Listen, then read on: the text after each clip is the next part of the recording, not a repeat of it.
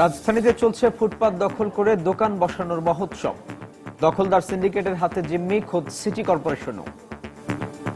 পুলিশের কিছু অসাধু কর্মকর্তা রয়েছেন, রাজনৈতিক অনেক নেতা রয়েছেন, আপনার বিভিন্ন হকারদের নেতা রয়েছেন, সবাই এই অপকর্মের সঙ্গে সবাই জড়িত। এটাকে সবাই মিলে করতে হবে, এইভাবে কিন্তু একার পক্ষে সম্ভব না।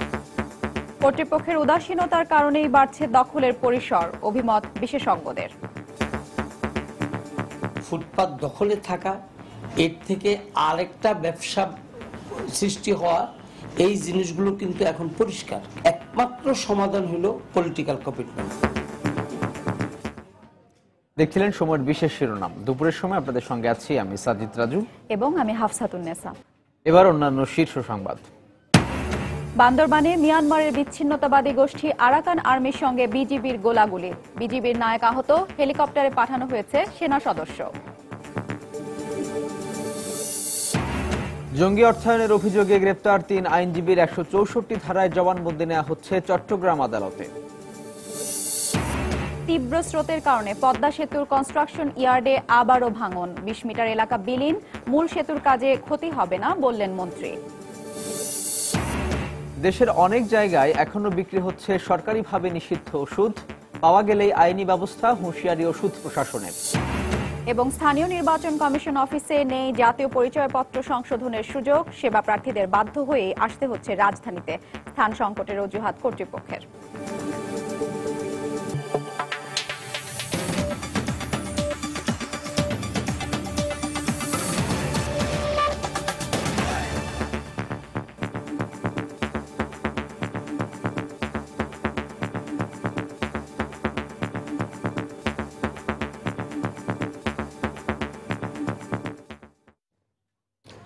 বান্দরবানে মিয়ানমারের বিচ্ছিন্নতাবাদী গোষ্ঠী আরাকান আর্মির সঙ্গে বিজিবির সংঘর্ষে বিজিবির নায়ক জাকির হোসেন আহত হয়েছেন। সকালে থানচির বড়মদতে এই ঘটনার পর আলীকদম থেকে হেলিকপ্টারে অতিরিক্ত বিজিবি ও সেনা সদস্য পাঠানো হয়।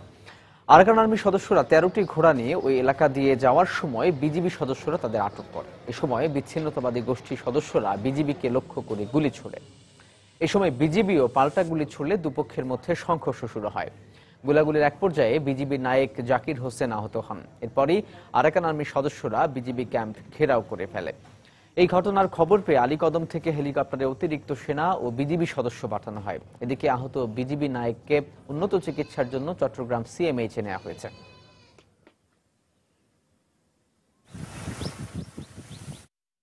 এ বিষয়ে আমরা এখন সরাসরি টেলিফোনে কথা বলবো বান্দরবান প্রতিনিধি এস বাসু দাসের সঙ্গে। বাসু দাস, এ বিষয়ে সর্বশেষ কি খবর আছে আপনার কাছে? আমার হাতে সর্বশেষ যে খবর আছে হলো বুধবার সকাল ৯:৩০টার দিকে থানচির বড়মদ এলাকায় আরাকান আর্মির সদস্যরা ধরে নিয়ে যাচ্ছিল। এই সদস্যরা তাদের চ্যালেঞ্জ করলে আরাকান আর্মির সদস্যরা বিজিবি সদস্যদের উপর গুলি চালায়। বিজিবি সদস্যরা আরাকান আর্মির দুটো মারা যায় এবং বিজিবির গুলিবিদ্ধ হয়। তাকে হেলিকপ্টার চট্টগ্রাম সামরিক হাসপাতালে পাঠানো হয়েছে। বিজিবি আরাকান আর্মির গোলাগুলির এক পর্যায়ে আরাকান আর্মির সদস্যরা বড় মতো বিজিবির ক্যাম্প ঘেরাও করে রাখে। পরে স্থানীয় বিজিবি বিষয়টি ঊর্ধ্বতন কর্মকর্তাদের জানায়। বিজিবি গুলি করে ক্যাম্প থেকে বিজিবি সদস্যদের এবং আলীকদম থেকে হেলিকপ্টারে করে সেনা ও বিজিবি সদস্যদের ঘটনাস্থলে পাঠানো হয়। বড়মদক বাজার সহ স্থানীয় আদিবাসী পল্লীর লোকজন অবরুদ্ধ হয়ে ঘটনার পর থেকে স্থানীয় প্রশাসন ৩ দূর বড়মদক এলাকায় যাতায়াত বন্ধ রেখেছে। বর্তমানে স্থানীয়রা অভিযোগ করেন আমাদের কাছে দীর্ঘদিন ধরে আরাকান লিবারেশন পার্টি এবং আরাকান আর্মি থানচির দুর্গম উপজেলাগুলিতে ঘাঁটি গেড়ে খুন, অপহরণ, চাঁদাবাজি করে আসছিল। এই ছিল আমার কাছে সর্বশেষ খবর। বাসু দাস, আপনাকে ধন্যবাদ। দর্শক, বান্দরবানে আরাকান আর্মির সঙ্গে বিজিবির যে সংঘর্ষের ঘটনা ঘটেছে সে সম্পর্কে জানাচ্ছিলেন আমাদের বান্দরবান প্রতিনিধি এস বাসু দাস। জঙ্গি অর্থায়নের অভিযোগে গ্রেফতার ৩ আইনজীবীর ১৬৪ ধারায় জবানবন্দি নেওয়া হচ্ছে চট্টগ্রাম আদালতে। রিমান্ডের ২ দিনের মাথায় হাটহাজারী থানার মামলায় সকালে তাদের আদালতে নেওয়া হয়।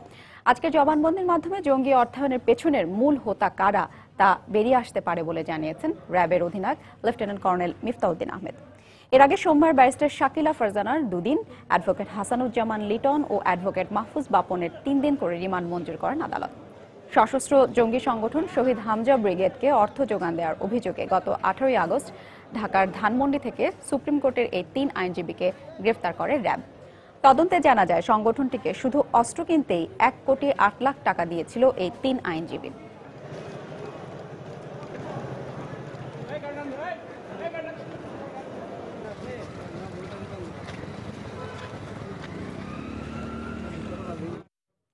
এই মুহূর্তে চট্টগ্রাম আদালতে আছেন আমাদের রিপোর্টার ফেরদৌস লিপি। আমরা সরাসরি চলে যাচ্ছি তার কাছে। লিপি, এই 3 আইনজীবীর জবানবন্দির ব্যাপারে আপনার কাছে কি খবর আছে? শাকিলা ফারজানার জবানবন্দি শেষ হয়েছে, প্রায় 1.25 ঘন্টা তিনি জবানবন্দি দিয়েছেন এবং এর মধ্যে কিন্তু তার জবানবন্দি শেষ হওয়ার পরে আসলে হাসানুজ্জামান লিটন, আরেক অ্যাডভোকেট, তিনি ঢুকেছেন বিচারকের খাস কামরায়। তো এর আগে আপনি জানেন যে ওনাদেরকে যখন বেলা 9:30 বাজে নিয়ে আসা হয়, তারপর কিন্তু 3 ঘন্টা বিভিন্ন আইনি বাধ্যবাধকতা থাকার কারণে 3 ঘন্টা ওনাদেরকে বিভিন্ন বিচারিক কার্যক্রমের সাথে সম্পৃক্ত করা হয়। তারপরেই কিন্তু 1টার দিকে ব্যারিস্টার শাকিলা ফারজানাকে যে senior judicial magistrate Shahidul Islam তার খাস কামরায় নেওয়া হয় এবং সেখানে তিনি আসলে জবানবন্দিটা দেন এবং পরবর্তীতে হাসানুজ্জামান ঢুকেছেন এবং তিনি জবানবন্দি এখনও দিচ্ছেন। তার শেষ হওয়ার পরে মাহফুজ চৌধুরী বাপন, যে অ্যাডভোকেট আছেন, তিনিও জবানবন্দি দিবেন। তো এর আগে আপনাকে একটু জানিয়ে রাখি, যেটা র্যাব কর্মকর্তারা আমাদেরকে জানিয়েছেন, তারা বলছেন যে এই 3 জন আইনজীবী আসলে তাদের কাছে 161 ধারায় তারা স্বীকার করেছেন যে তারা যে অর্থায়ন করেছেন সেক্ষেত্রে, এবং এই ক্ষেত্রে তারা আদালতে এসেছেন 164 ধারায় জবানবন্দি দিবেন। এবং আপনি জানেন যে আজকে যে হাটাজারি থানায় যেই মামলা সন্ত্রাস বিরোধী, সেই মামলার জবানবন্দিটা দিচ্ছেন এবং র্যাবের পক্ষ থেকে দাবি করা হচ্ছে যে তারা যে রিমান্ডে নিয়েছিলেন সেখানে প্রাথমিকভাবে এই আইনজীবী তারা স্বীকার করেছেন, কিন্তু এখন তাদের যে জবানবন্দি বা যে রিমান্ড সেটা হচ্ছে মূলত যে মূল হোতা, যে অর্থায়ন, জঙ্গি অর্থায়নের মূল হোতা কে, সেটা তারা স্বীকার করবে বলে আশা করছেন এবং র্যাব কর্মকর্তারা এমনটা আমাদেরকে জানিয়েছেন। এবং এখনো তাদের যে আইনজীবী আছে তারা বলছেন যে রিমান্ড যে নেওয়া হয়েছে বা জবানবন্দি আজকে দেওয়া হচ্ছে, সেখানে তারা বের হলে আমাদেরকে আসলে বিস্তারিত জানাবে। তো রাজু, এই ছিল এখনো পর্যন্ত আমার কাছে আদালত থেকে সর্বশেষ। সহকর্মী ফেরদৌস লিপি চট্টগ্রাম আদালত থেকে জানাচ্ছিলেন 3 আইনজীবীর জঙ্গি অর্থায়নের সঙ্গে সংশ্লিষ্টতার বিষয়ে জবানবন্দির ব্যাপারে সর্বশেষ খবরাখবর। প্রধানমন্ত্রী শেখ হাসিনার সঙ্গে দেখা করেছেন ঢাকায় নিযুক্ত মার্কিন রাষ্ট্রদূত মার্শিয়া স্টিফেন ব্লুম বার্নিকাট। সকালে প্রধানমন্ত্রীর কার্যালয়ে এই বৈঠক হয়। প্রায় আধা ঘন্টা বাংলাদেশের প্রধানমন্ত্রীর সঙ্গে বৈঠক করেন বার্নিকাট। এ সময় দ্বিপক্ষীয় স্বার্থ সংশ্লিষ্ট বিভিন্ন বিষয় নিয়ে তাদের মধ্যে আলোচনা হয়।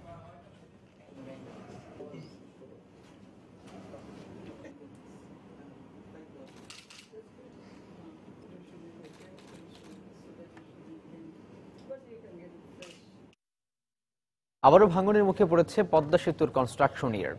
সকাল 8টার দিকে দ্বিতীয় দফা ভাঙনে 20 মিটার দীর্ঘ এলাকা নদীগর্ভে বিলীন হয়ে যায়। নির্মাণ কাজের সঙ্গে সংশ্লিষ্ট একাধিক কর্মকর্তা জানান, নদীর পানি বেড়ে যাওয়া এবং তীব্র স্রোতের কারণে সকালে মূল সেতুর কনস্ট্রাকশন ইয়ার্ডে ভাঙন শুরু হয়। নিমিষেই ইয়ার্ডের প্রায় 20 মিটার এলাকা বিলীন হয়ে যায়। এর আগে রোববার ইয়ার্ডের একটি জেটি, রাস্তা এবং অস্থায়ী কংক্রিট প্ল্যান বিলীন হয়ে যায়। এরপর বাঁশ ও বালুর বস্তা দিয়ে ভাঙন রোধের চেষ্টা চললেও আজ আবারও ভাঙন দেখা দেয়।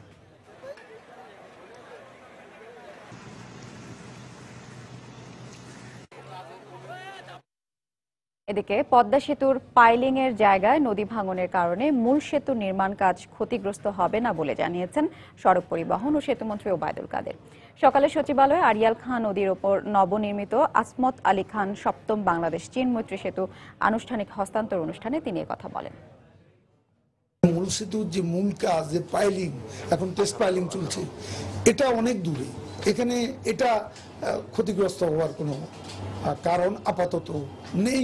আর যেটা ভাঙন হয়েছে অলরেডি অ্যারেস্টেড, ভাঙন কবলিত এলাকা অলরেডি অ্যারেস্টেড।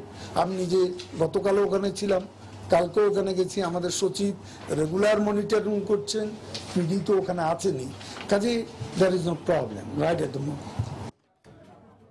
দুপুরের সময় আরো থাকছে। সারা দেশে একযোগে চলছে বার কাউন্সিল নির্বাচনে ভোট গ্রহণ। বিএনপি ও আওয়ামী লীগ সমর্থিত 2 প্যানেলের মধ্যেই মূল প্রতিদ্বন্দ্বিতা। রাজধানীতে চলছে ফুটপাত দখল করে দোকান বসানোর মহোৎসব। এই দখলদার সিন্ডিকেটের হাতে জিম্মি খোদ সিটি কর্পোরেশনও। বিশেষজ্ঞের মতে কর্তৃপক্ষের উদাসীনতার কারণে প্রতিদিনই বাড়ছে এর পরিসর। এদিকে অসাধু কিছু পুলিশ কর্মকর্তা আর স্থানীয় প্রভাবশালীদের সমন্বয়ে গড়ে ওঠা শক্তিশালী সিন্ডিকেটের অজুহাত দিয়ে ডিসিসি বলছে বারবার উদ্যোগ নিয়েও ফুটপাত দখলমুক্ত রাখা সম্ভব হচ্ছে না। তবে পুলিশের দাবি ফুটপাত দখলমুক্ত রাখতে সচেষ্ট রয়েছেন তারা। বিস্তারিত জানাচ্ছেন সজল দাস। ফুটপাত মানে পায়ে হাঁটার পথ, তবে রাজধানীতে এর অর্থ ভিন্ন। হাঁটার জায়গা অবৈধভাবে দখল করে বিভিন্ন পণ্যের পসরা সাজিয়ে বসেছেন দোকানিরা। অনেক ক্ষেত্রে এর পরিসর বেড়েছে ব্যস্ততম সড়ক পর্যন্ত। ফুটপাতগুলি মূলত মানুষের হাঁটার জন্যই তো, এটাতে কোনো দোকানপাট বা কোনো কিছু বসানোর জন্য নয়। পুলিশই তো ফুটপাত দখল করতে দিয়ে সুযোগ দিয়ে দেয়, নতুবা যদি পুলিশের না দিত তাহলে তো ফুটপাতটা মানুষের জন্য থাকতো। এরা যদি রেগুলেট করতো বা এদের যদি একটা পুনর্বাসনের ব্যবস্থা করতো। রাজধানীর বিভিন্ন জায়গায় ফুটপাত দখল করে এভাবেই বসানো হয়েছে অবৈধ দোকান। বারবার পদক্ষেপ নিয়েও ব্যর্থ হয়েছে যথাযথ কর্তৃপক্ষ। আর তাই পথচারীদের প্রশ্ন, এই দখলদারিত্বের হাত আইনের হাতের থেকেও শক্তিশালী কিনা। রাজধানীতে দখলের এমন চিত্র বিদ্যমান থাকলেও অসহায় সিটি কর্পোরেশন। তাদের দাবি, অবৈধ দখলদারদের পেছনে রয়েছে শক্তিশালী সিন্ডিকেট। বিভিন্ন রকমের আপনার বাণিজ্য হয়ে থাকে। আপনার পুলিশের কিছু অসাধু কর্মকর্তা রয়েছেন, রাজনৈতিক অনেক নেতা রয়েছেন, আপনার বিভিন্ন আপনার হকারদের নেতা রয়েছেন, সবাই এগুলো এই অপকর্মের সঙ্গে সবাই জড়িত। এটাকে সবাই মিলে করতে হবে, এইভাবে কিন্তু একার পক্ষে সম্ভব না। এদিকে তেমন কোনো পদক্ষেপ না থাকলেও আইন শৃঙ্খলা রক্ষাকারী বাহিনীর দাবি, ফুটপাত দখল মুক্ত রাখতে সচেষ্ট তারা। পিরিয়ডিক্যালি বা কিছুদিন পরপরই আমরা এই বিষয়ে পদক্ষেপ নিয়ে থাকি এবং রাস্তা হকার মুক্ত করি। এই প্রচেষ্টা আমাদের অব্যাহত আছে। নগরীর ফুটপাত দখল মুক্তের তাগিদ দিয়ে বিশেষজ্ঞরা বলছেন, এক্ষেত্রে রাজনৈতিক সদিচ্ছার পাশাপাশি সব পক্ষের সমন্বিত উদ্যোগ প্রয়োজন। স্ট্র্যাটেজিক ট্রান্সপোর্ট প্ল্যানে priority of passengers walk on the footpath is number 1 priority. Footpath দখলে থাকা, এর থেকে আরেকটা ব্যবসা সৃষ্টি হওয়া, এই জিনিসগুলো কিন্তু এখন পরিষ্কার, ইটস এ ক্রিস্টাল ক্লিয়ার। এবং এর সাথে একমাত্র সমাধান হলো পলিটিক্যাল কমিটমেন্ট। প্রতিদিনই বাড়ছে দখলদারদের দৌরাত্ম্য, এতে পথচারীর সমস্যার পাশাপাশি বাড়ছে যানজট। আর তাই ফুটপাত দখল মুক্ত করতে শিগগিরই পদক্ষেপ নেওয়ার তাগিদ সংশ্লিষ্টদের। সজল দাস, সময় সংবাদ, ঢাকা। জাতীয় পার্টির চেয়ারম্যান হোসেন মোহাম্মদ এরশাদ বলেছেন, ক্ষমতার দ্বন্দ্বে প্রতিদিনই মানুষ মরছে।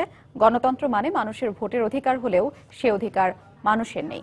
দুপুরে জাতীয় পার্টির বনানী কার্যালয়ে বরগুনা জেলা জাতীয় পার্টির নেতাকর্মীদের সঙ্গে মতবিনিময় সভায় তিনি কথা বলেন।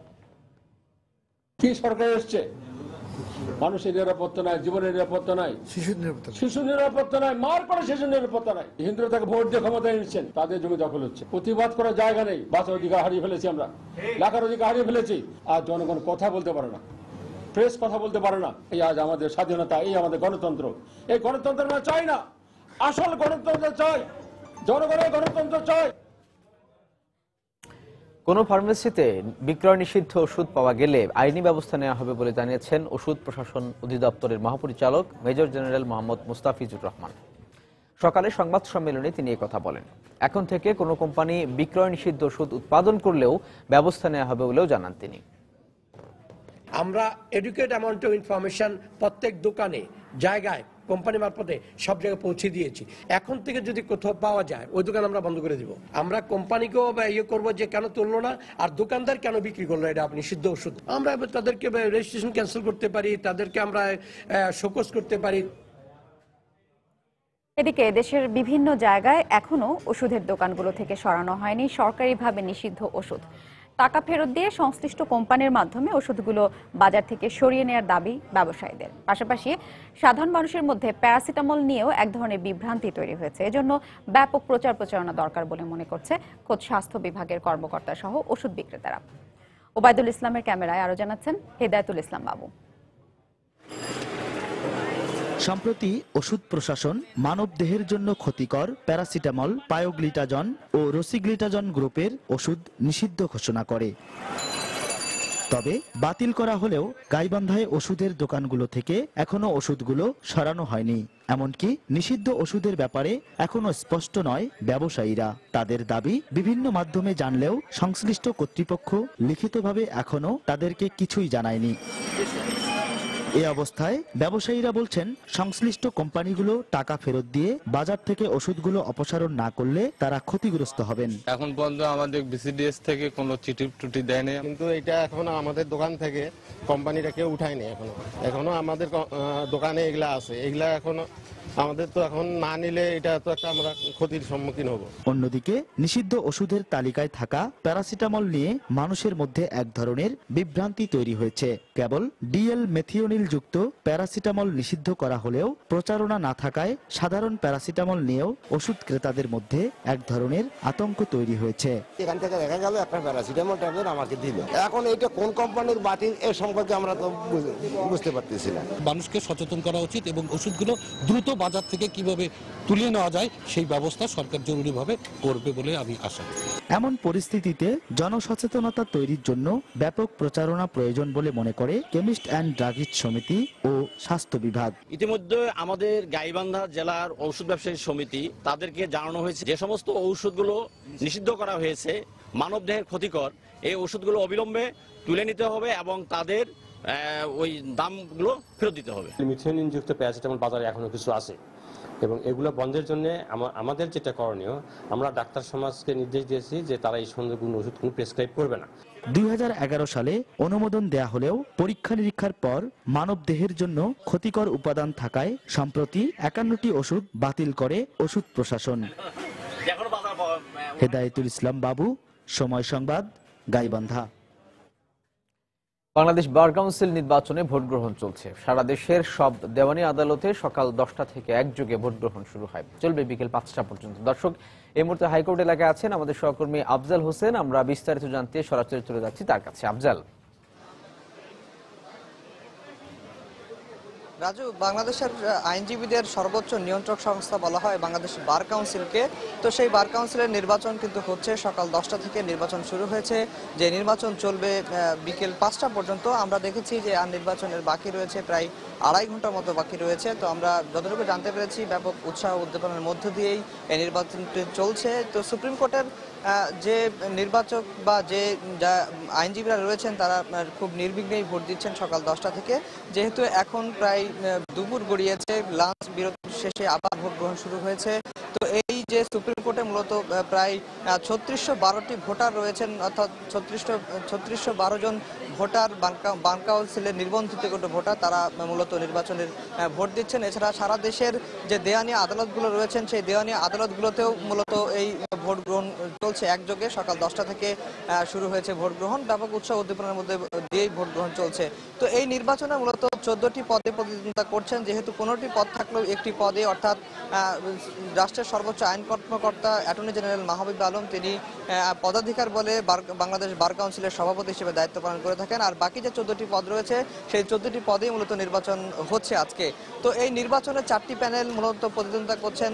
এখানে রয়েছেন আওয়ামী সমর্থিত সমৃদ্ধ আইনজীবী সমন্বয় পরিষদ নামে একটি প্যানেল রয়েছেন, যে প্যানেলের নেতৃত্ব দিচ্ছেন সংবিধান বিশেষজ্ঞ doctor barrister M Amirul Islam এবং রকুনুদ্দিন মাহমুদ রয়েছেন। অন্যদিকে বিএনপি জামাত সমর্থিত আনোয়ার একটি প্যানেল রয়েছেন, যে প্যানেলটিতে নেতৃত্ব দিচ্ছেন সুপ্রিম কোর্ট আইনজীবী সমিতির বর্তমান সভাপতি খন্দকার মাহবুব হোসেনের নেতৃত্বে আরও 14 জন আইনজীবী। এছাড়া আরও 2টি প্যানেল রয়েছে, আইনজীবী ঐক্য পরিষদ এবং আইনজীবী ঐক্য ফ্রন্ট নামে আরও 2টি প্যানেল রয়েছে, তারাও মূলত এই নির্বাচনে কাজ করছে।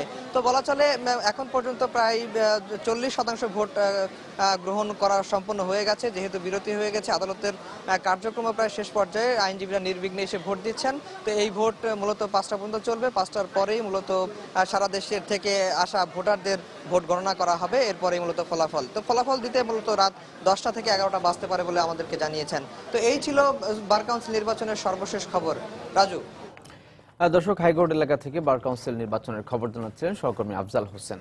জেলা ও উপজেলায় থাকা নির্বাচন কমিশন অফিস থেকে কাঙ্ক্ষিত সেবা না পাওয়ায় জাতীয় পরিচয়পত্র সংশোধন করাতে প্রতিদিনই দেশের বিভিন্ন প্রান্ত থেকে মানুষ এসে জড়ো হচ্ছে রাজধানীর আগারগাঁওয়ে অবস্থিত ইসলামিক ফাউন্ডেশনে থাকা এনআইডি প্রকল্পের অস্থায়ী প্রধান কার্যালয়। তবে সেবা প্রত্যাশীদের অভিযোগ, নানা সমস্যার পাশাপাশি দূর দূরান্ত থেকে আসায় তাদের পোহাতে হচ্ছে বাড়তি ভোগান্তি। কেন্দ্রীয় ডেটাবেজের সঙ্গে সকল উপজেলার সংযোগ স্থাপন শেষ হলে এই সমস্যা কেটে যাবে বলে জানিয়েছেন এনআইডি প্রকল্প প্রধান। এ বিষয়ে সাইফুল রুদের 2 পর্বের ধারাবাহিক রিপোর্টের আজ দেখুন শেষ পর্ব। ছবি তুলেছেন খলিলুর রহমান। অসুস্থ মাকে নিয়ে এসেছেন ভোটার তালিকার সংশোধন করতে, কারণ এনআইডি বিধি অনুযায়ী নিজে উপস্থিত থেকে তা করতে হয়। পাবনা চাটমোহর থানা থেকে বৃদ্ধ মা, তাকে নিয়ে রাতের ট্রেনে 12টার ট্রেনে উঠছি, ভোরবেলা নামছি, এই যে রাস্তায় 2 ঘন্টা জাম, আবার এখানে তো সিরিয়াল, এই সিরিয়াল থাকলে আজ আর হবে না, আমাদের থাকার জায়গাও নেই। ভোটার তালিকা সংশোধনের জন্য দূর দূরান্ত থেকে আসার নানামুখী ভোগান্তি তুলে ধরলেন ভুক্তভোগীরা। যেহেতু আমি একটা গভর্নমেন্ট সার্ভিস করি, সেখানে আমার সময় ছুটি কম, যেহেতু আমি সেবা প্রতিষ্ঠানে থাকি, আমার দায়িত্ব বেশি, ইচ্ছা করলেই আমি ছুটি নিয়ে আসতে পারি না। চট্টগ্রাম থেকে আসছি, ভাগ্যনা থেকে। আমি প্রায় গত 8 মাস ধরে এখানে, আমার একটা ফর্ম ছিল, জাস্ট নামটা ভুল ছিল, এটা চেঞ্জ করার জন্য আসছি, কিন্তু 8 মাসে আমাকে প্রায় 5 বার আসতে হয়েছে। তার কাছে গেলাম নেই, তারা না এখন হইতো না, তুমি টাকা দিয়ে যোগাযোগ করো। জেলা উপজেলা যদি আপনি এগুলো পাঠাতেন, তাহলে যার যে জেলা উপজেলাতে সাশ্রয় হয়ে যায়, তার মানে হয়রানিও কম হয়ে যায়। কিন্তু আমি একটার জন্য আজকে 6 মাস ধরে ঢাকায় 4 বার আসছি এখানে। পাশাপাশি তাদের অভিযোগ, সেবা প্রদানের দায়িত্ব এড়াতে অনেকেই সেবা প্রত্যাশীর কাছে নিজের পরিচয় লুকিয়েছেন। ফারহানা আপা যিনি দায়িত্বে আছেন, দেখলাম উনি ঘুরে বেড়াচ্ছেন, ওনার কাউন্টারের সামনে কিন্তু সদের এক লোক দাঁড়ানো, ওনার সিগনেচারের অপেক্ষা। ওনাকে জিজ্ঞেস করছে ফারহানা আপা কোথায় বসে, উনি বলতেছে দেখেন ওদিকে কোথাও আছে, কিন্তু উনি নিজে কিন্তু ফারহানা। প্রকল্প পরিচালক জানান, জনবল বাড়িয়ে সেবা নিশ্চিত করার ইচ্ছে থাকলেও পর্যাপ্ত জায়গার অভাবে তা করা যাচ্ছে না। এটা একটা ভাড়া করা জায়গা, আমরা এবং ইসলামিক ফাউন্ডেশন বিল্ডিং এর এটা তো is not design for that. So আমরা ওটা কিন্তু একদম প্রপারলি আর্কিটেক্ট দিয়ে আমরা ডিজাইন করেই ওই বিল্ডিংটার মধ্যে আমরা এই কাজটা করেছি। আমরা আশা করছি আপনার বাই ডিসেম্বরের মধ্যে এটা চালু হয়ে যাওয়ার কথা। তো সেই ক্ষেত্রে আপনার আর হয়তো মানুষের এই কষ্টটুকু 2-3 মাস থাকবে। আমরা অনলাইন সেবা চালু করেছি। অনলাইনে করলে যে সুবিধাটা হবে সেটা হচ্ছে যে অনলাইনটা কিন্তু আমার সাথে সাথে ডিসপোজাল হয়ে যাচ্ছে। সব সমস্যা গুরুতর উল্লেখ করে প্রকল্প প্রধান আরো জানান, চলতি বছরের শেষের দিকে সেবা প্রত্যাশীদের অভিযোগ শূন্যের কোটায় নামিয়ে আনা সম্ভব হবে। আমার অসম্ভব প্রচেষ্টা হচ্ছে যে as short as possible, যত তাড়াতাড়ি সম্ভব। সাইফুল রুদ্র, সময় সংবাদ, ঢাকা। বঙ্গবন্ধু শেখ মুজিবুর রহমানের হত্যার সঙ্গে জাসদকে জড়ানোর কোনো ভিত্তি নেই বলে মন্তব্য করেছেন তথ্যমন্ত্রী হাসানুল হক ইনু। দুপুরে সচিবালয়ে তাৎক্ষণিক ব্রিফিংয়ে তথ্যমন্ত্রী একথা বলেন। জাসদের উপর আক্রমণের মধ্য দিয়ে বিএনপি জামাতকে বাঁচানোর পাশাপাশি সন্ত্রাস ও জঙ্গিবাদের বিরুদ্ধে ঐক্য ভাঙার ষড়যন্ত্র করছে বলেও মন্তব্য করেন তিনি। বঙ্গবন্ধুর হত্যার সঙ্গে জাসদকে জড়ানোর যে অপচেষ্টা বা ষড়যন্ত্র, এটার কোনো ভিত্তি নেই।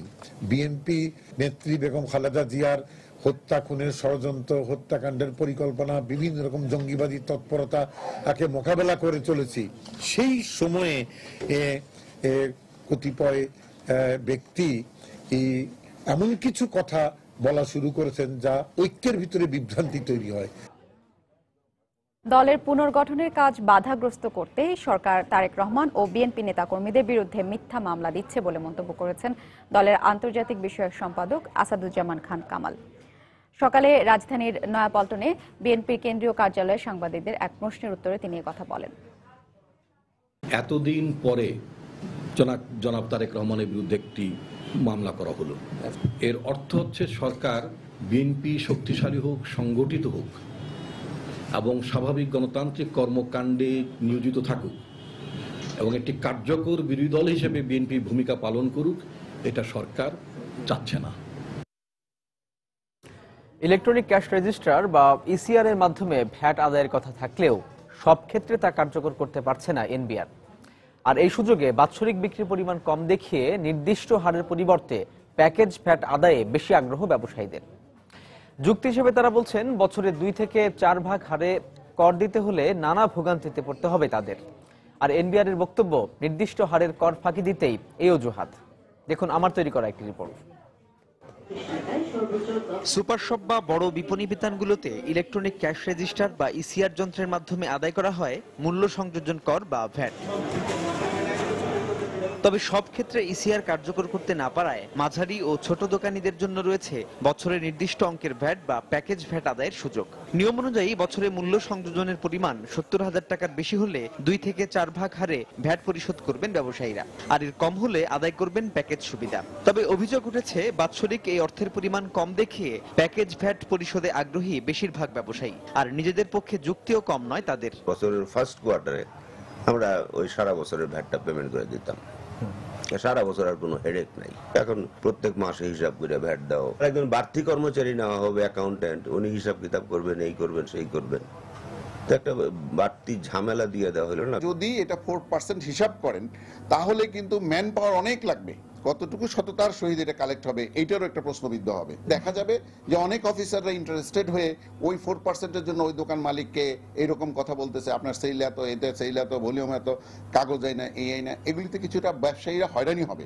তবে জাতীয় রাজস্ব বোর্ড এনবিআর বলছে এসবই রাজস্ব ফাঁকির অজুহাত। মূলত আপনাকে যারা কথা বলেছে তারা কিন্তু এই 70,000 টাকার বেশি মূল্য সংযোজন করেন, অথচ 4% তার ট্যাক্সের দায় আছে, তিনি তা দিচ্ছেন না। তারা কিন্তু সেই সুযোগ নিচ্ছেন in the name of package VAT.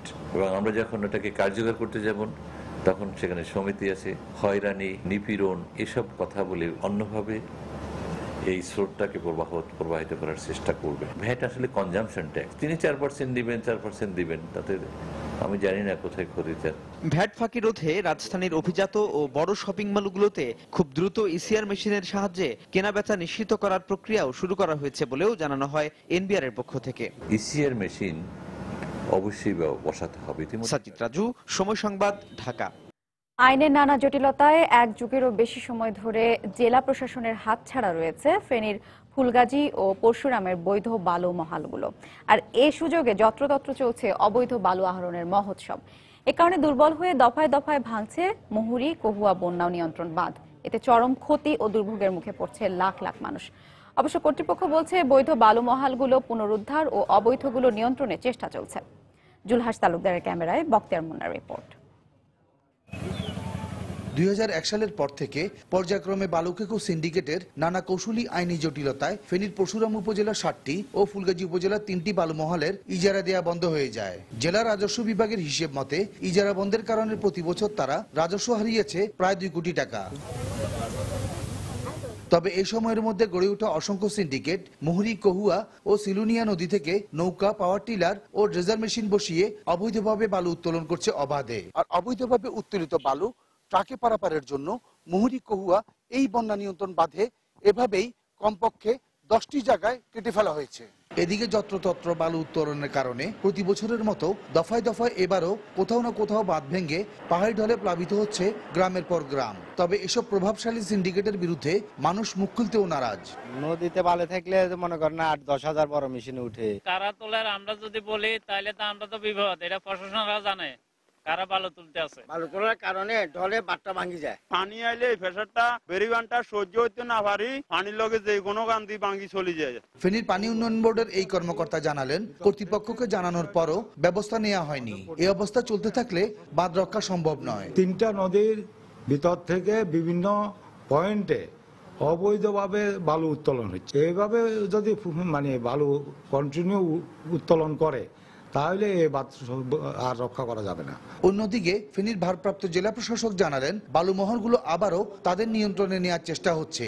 নিয়ন্ত্রণ হলে অবৈধ উত্তোলন বন্ধ হয়ে যাবে। আমরা ইতিমধ্যে এগুলি ইজারা প্রদানের জন্য কার্যক্রম শুরু করেছি। যদি আমরা ইজারা প্রদান করতে পারি তাহলে সমস্ত বালি মহলগুলি আমাদের নিয়ন্ত্রণে চলে আসবে। সেই ক্ষেত্রে অবৈধ উপায়ে কেউ বালি উত্তোলন করার সম্ভাবনা আর থাকবে না। গত বছর থেকে এ পর্যন্ত অবৈধ বালু মহলগুলোতে 22টি অভিযান চালিয়ে ভ্রাম্যমাণ আদালত 1,55,500 টাকা জরিমানা ও 3 জনকে বিভিন্ন মেয়াদে কারাদণ্ড প্রদান করেছে।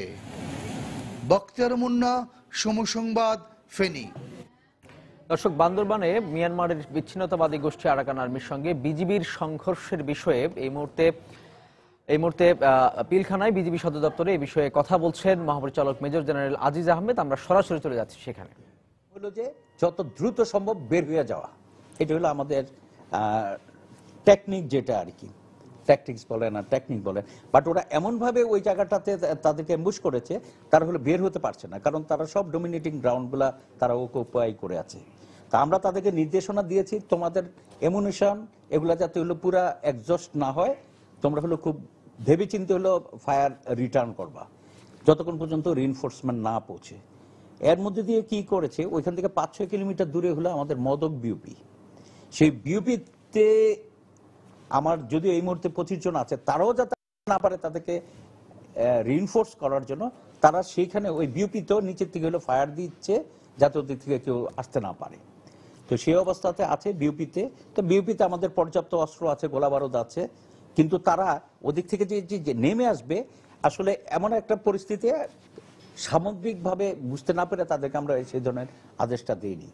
না দিয়ে আমরা যে জিনিসটা করেছি এবং সেনাবাহিনীর সহ যে ইমিডিয়েটলি আমরা সিদ্ধান্ত নিলাম যে হেলিকপ্টার করে আমরা রিইনফোর্সমেন্ট পাঠাবো। তখন ওই এলাকাতে পার্বত্য চট্টগ্রামে 2টা হেলিকপ্টার অন্য অপারেশনে নিয়োজিত ছিল রেশন সর্টিতে। তো তাদেরকে ডাইভার্ট করা হয়, সাথে সাথে প্রথমে হলো সেনাবাহিনীর 2টা পেট্রোল, তারপরে হলো বিজিবি, আমরা হলো কি পর্যায়ক্রমে হলো একটা MI-17 এবং বেল 212 এই এয়ারফোর্সের 2টা হেলিকপ্টার দিয়ে আমরা হলো তাদেরকে ওইখানে দ্রুত হলো আমাদের এই ফোর্স ওইখানে পাঠাই। তাদেরকে নিয়ারবাই একটা হলো বিওপিতে নামায় দেওয়া হয়, কারণ তার আশেপাশে আর কোনো হেলিপ্যাড ছিল না। তো সেখান থেকে তারা হলো দ্রুত রওনা হয়ে যায় হলো যেই এলাকাতে এই ঘটনাটা ঘটেছে, আমাদের যে পেট্রোলটাকে পিন ডাউন করে রেখেছে ওই এলাকার দিকে। তো আপনাদের হয়তো ধারণা নাই, এই এলাকাটা অত্যন্ত গহীন এবং দুর্গম এলাকা। সেখান দিয়ে এমনও 1 কিলোমিটার রাস্তা অতিক্রম করতে হয়তো কখনো 2 ঘন্টা 2.5 ঘন্টা পর্যন্ত সময় লাগে। আমরা এক্সপেক্ট করছি 5টা থেকে 5:30টার মধ্যে হয়তো তারা সেখানে যে পৌঁছতে পারবে, যদি বৃষ্টিপাত অন্য কিছু না হয়, সেটা এক্সপেক্ট করছি। এবং সেই পর্যন্ত যাতে হলো তারা তাদের কোনো ইমিউনেশন এক্সস্ট না করে সেই ধরনের নির্দেশনা দেওয়া আছে। বাট এই মুহূর্তে হলো ফায়ারিং যেমন একটু কমে এসেছে ওইখানে। এই হলো যে সেখানকার সর্বশেষ পরিস্থিতি। আর আমাদের যে নায়ক যে জাকির যে আহত হয়েছে গুলিতে, তাকে এখান থেকে ডাক্তার কথা বলে তাকে প্রয়োজনীয় নির্দেশনা দিয়েছে, ব্লিডিংটা বন্ধ হয়েছে। বাট আমরা চাচ্ছি যে যত দ্রুত সম্ভব আমরা যে তাদের সাথে লিঙ্ক আপ হয়ে তাকে ওইখান থেকে ইভাকুয়েট করি, ওই পেট্রোলটাকে রেস্কিউ করি এবং হলো যে যারা হলো এই অপারেশনটা করেছে সন্ত্রাসী, তাদের বিরুদ্ধে আমরা অপারেশন পরিচালনা করি। আমরা ইন দ্য মিন টাইম আরেকটা কাজ করেছি, সেটা হলো যে আমাদের যে ডিএ আছে মায়ানমারে, সেখানে আমরা তার মাধ্যমে মায়ানমার সেনাবাহিনীর সাথে যোগাযোগ করেছি এবং আমরা তাদেরকে রিকোয়েস্ট করেছি তারা যেন মায়ানমারের সাইড দিয়ে ওই জায়গায় ব্লক সৃষ্টি করা হয়, যাতে যখন আমরা এই দিক থেকে যখন তাদেরকে ফ্লাশ আউট করার চেষ্টা করব, যাতে হলো তারা তাদের বিরুদ্ধে ব্যবস্থা নিতে পারে। আর আপনাদেরকে এখানে আরো 2টা জিনিস জানাবো। প্রথমত, যেই এলাকাটাতে এই ঘটনাটা হয়েছে আপনারা সবাই জানেন যে ঈদের পূর্বে আমরা 14 দিনের অপারেশন, স্পেশাল অপারেশন পরিচালনা করেছিলাম ওই এলাকাতে। সেখানে কিন্তু আমাদের কোনো বিওপি নাই। ওই এলাকাগুলো কিন্তু অরক্ষিত এলাকা। সেই এলাকারই কোনো একটা হয়েছে, কারণ ওই মদক বিওপির পরে আমাদের আর কি উপরের দিকে বিওপি নাই, ওরকম একটা এলাকাতে এই ঘটনাটা হয়েছে। আর সেকেন্ড আরেকটা বিষয় হলো, গত কয়েকদিন আগে আমাদের কাছে একটা গোয়েন্দা সূত্র থেকে তথ্য এসেছিল যে আরাকান আর্মির এই বিচ্ছিন্নতাবাদীরা তারা বিদেশি বেশ কিছু ঘোড়া ওই এলাকাতে নিয়ে আসতে পারে। গতকাল আমরা 10টা ঘোড়া সিজ করেছি। 6টা এই মদক যেখানে ঘটনাটা ঘটেছে ওইখানে যে বিউপিটা আছে এই বিউপির লোকজন 6টা ঘোড়া সিজ করে। আর অন্য আরেকটা বিউপিতে তারা থানচি, সেখানে আরো 4টা ঘোড়া হলো তারা সিজ করে। তো আমরা যেটা আশঙ্কা করছি যে সম্ভবত এই ঘোড়ার সাথে এই যে আজকের এই আক্রমণের এটার একটা যোগসূত্র থাকতে পারে। তো আমরা আমাদের পক্ষ থেকে, সেনাবাহিনীর পক্ষ থেকে যা করণীয় আমরা তড়িৎ ব্যবস্থা গ্রহণ করেছি। বাট যেহেতু হলো যে এলাকাটা অত্যন্ত দুর্গম, সেখানে যে পৌঁছতে যে সময়টা সেই পর্যন্ত আমাদেরকে অপেক্ষা করতে হবে। তো পরিস্থিতি আর ফার্দার ডেটোরিয়েট করে নাই, আমাদের নিয়ন্ত্রণে আছে। বাট তাদেরকে এক্সট্রিকেট করতে হলে আমাদের ওইখানে রিইনফোর্সমেন্ট পাঠাতে হবে এবং আমাদের reinforcement they are on the way. Near by বিউপিতে তাদেরকে নামাই দেওয়া হয়েছে। আর কিছু জানতে চান? আমাদের ওইখানে যেটা ছিল, আমাদের পেট্রোলে ছিল 10 জন। এই 10 জন সেনাবাহিনীর যে একটা পেট্রোল আসতে ছিল সেখানে 10 জন, তাদের সাথে হলো এক জায়গায় হলো মিট করার কথা, সেখান থেকে এটাকে বলে লিঙ্ক আপ পেট্রোল। এগুলো হলো পার্বত্য চট্টগ্রামে হলো অহরহ করা হয়ে থাকে আর কি। এটা এক ধরনের পেট্রোলিং আর কি। দুই পাশ থেকে 2 জন আসে, কোনো একটা জায়গায় মিলিত হয়, তারপরে আবার হলো তারা হয়তো একটা কোনো এলাকা সার্চ করে তারা চলে আসে। এই ধরনের একটা পেট্রোল ইয়াতে ছিল আর কি।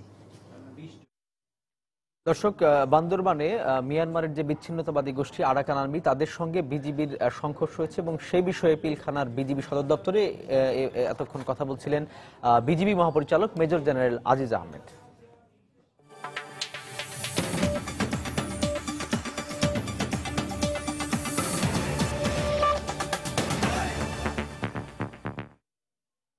প্রাণঘাতী মার্স ভাইরাস প্রতিরোধে চলতি বছরের হজ মৌসুমে উট কোরবানিতে নিষেধাজ্ঞা জারির পরিকল্পনা করছে সৌদি সরকার।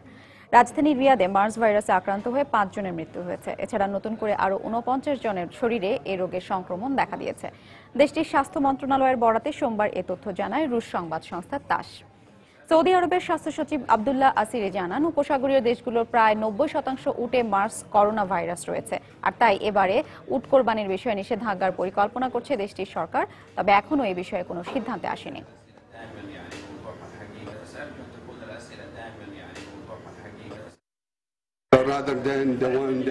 এসব উটের মাংস খাওয়ার পর মানুষের মধ্যেও এই ভাইরাস মহামারী আকারে ছড়িয়ে পড়তে পারে, তাই আমরা সরকারিভাবে উট জবাই নিষিদ্ধের কথা ভাবছি।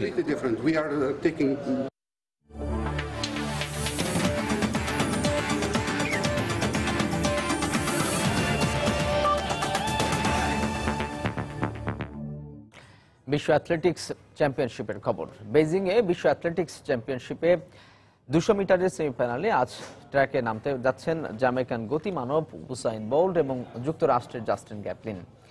200 মিটার স্প্রিন্টের এই লড়াই শুরু হবে বাংলাদেশ সময় সন্ধ্যা 6:30টায়। 200 মিটারের হিটে নিজেদের ভিন্ন ভিন্ন গ্রুপে বোল্ট 20.28 এবং গ্যাটলিন 20.19 সেকেন্ড সময় নিয়ে সেরা হয়েছেন। বিশ্ব অ্যাথলেটিক্স চ্যাম্পিয়নশিপে 100 মিটারের পর এবার সবার চোখ 200 মিটার স্প্রিন্টের দিকে। 100 মিটার স্প্রিন্টে স্বর্ণ জয়ের পর অবশ্য বেশ খোশ মেজাজেই আছেন ট্র্যাকের রাজা উসাইন বোল্ট। এখানেও তার সেরা প্রতিদ্বন্দ্বী যুক্তরাষ্ট্রের তারকা স্প্রিন্টার জাস্টিন গ্যাটলিন। তবে 200 মিটারে হিটের পারফরমেন্স অনুযায়ী কিছুটা পিছিয়ে রয়েছেন বোল্ট। তবে ট্র্যাকে গ্যাটলিনকে কোনো অংশেই ছাড় দিতে রাজি নন বিশ্ব অ্যাথলেটিক্স চ্যাম্পিয়নশিপের আগে বেশ কিছুদিন ইনজুরিতে ভোগা উসাইন বোল্ট।